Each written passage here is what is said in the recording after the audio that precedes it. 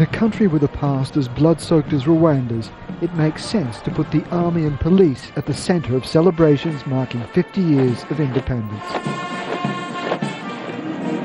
President Paul Kagame is still popular here. He won the last elections in a landslide. He began his career as a rebel leader and is still comfortable commanding the troops.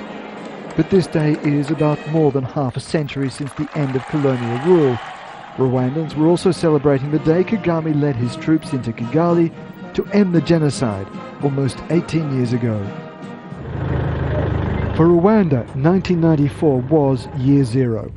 The genocide wiped out some 800,000 people. It could so easily have plunged the country into a perpetual cycle of violence, but the then rebel commander took an unashamedly authoritarian approach to leadership and crushed anyone using the genocide to raise political opposition. His critics say it's been a powerful weapon.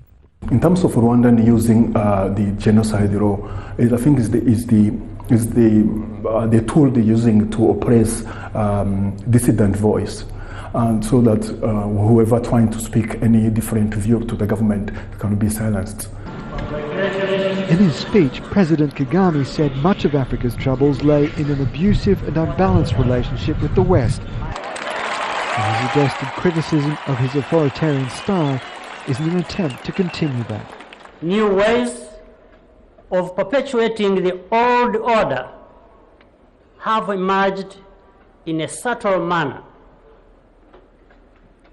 often disguised as a defense of human rights, free speech, and international justice. So Kagame sees himself as continuing to defend the nation's independence from that old order. Nobody is disputing the distance this country has come in the past 2 decades, but it has come at a price. The question isn't whether Paul Kagame has been an authoritarian leader, it's whether this country can survive the next 2 decades. Rwandans are fiercely proud of their culture, and though the first 30 years from independence were flawed, they're proud of what they've achieved in the 18 years since the genocide. Peter Greste, Al Jazeera, Kigali.